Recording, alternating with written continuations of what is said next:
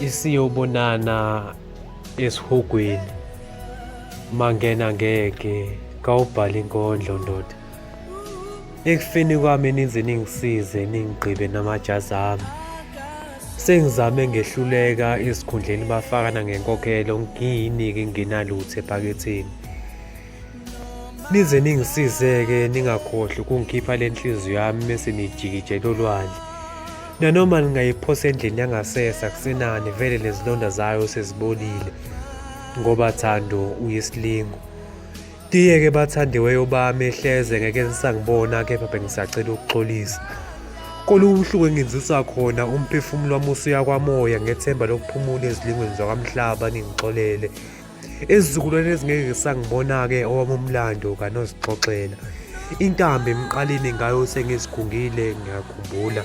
Umfundisi ebandleni othi ozibulela uyophelela esihogweni akusenani.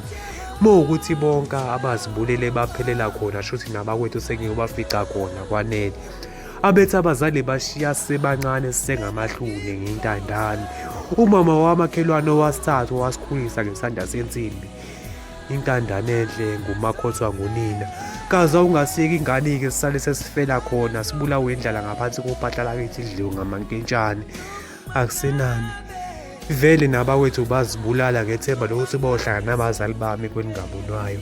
Njengomagcina-ke nami bengicela ukugcina ngibalandele.